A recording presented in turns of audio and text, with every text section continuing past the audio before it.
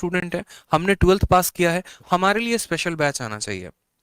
आज मैं आप लोगों को एक YouTube की सच्चाई बताता हूँ। मैं जनरली बोलता नहीं हूँ, ये सारी बातें गुरुकुल में डिस्कस होती हैं, ऑनलाइन मैंने आज तक नहीं कहा है। ठीक है, सीधा का सीधा एक बात मैं लिख रहा हूँ, आप लोगों को बड़े ध्यान से समझना। और मैं क्यों बोल रहा हूँ, क्या बोल रहा हूँ, बड़े ध्यान से, क्योंकि आज मैं ना इस बात को क्लियर कर देना चाहता हूँ आप सभी के सामने कि ये आज की सच्चाई क्या है। आज की सच्चाई में बात करते हैं सबसे पहले एसएससी के एग्जाम्स को लेकर। एसएससी में आपके 3 एग्जाम होते हैं। मान लो मेनली मैं फोकस कर रहा हूँ सीएचएसएल। ठीक है, सबसे पहले 10वीं के लेवल पर एमटीएस हो गया, फिर उसके बाद जो है सीएचएसएल हो गया, और फिर उसके बाद हो गया आपका सीजीएल। ये 3 परीक्षाएं होती है ना, आपको पता है ना।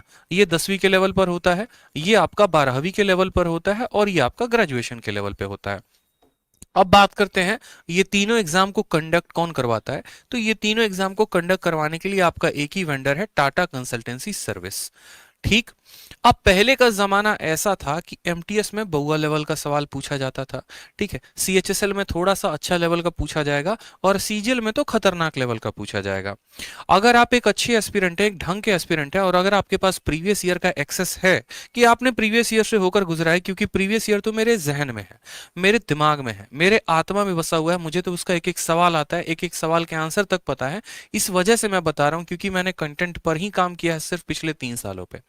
ठीक है, तो जब मैंने प्रीवियस ईयर का कंटेंट बनाया, जब मैंने शीट्स बनाई, जब मैंने बुक्स देखे आप लोगों के लिए, जब भी जब मैं क्वेश्चन प्रिपेयर करता हूं, तो एक बात मुझे देखने को मिलता है कि बहुत ऐसा सवाल है जो एमटीएस में पूछा गया है, और जस्ट उसी साल सीजीएल के मेंस में पूछ दिया गया।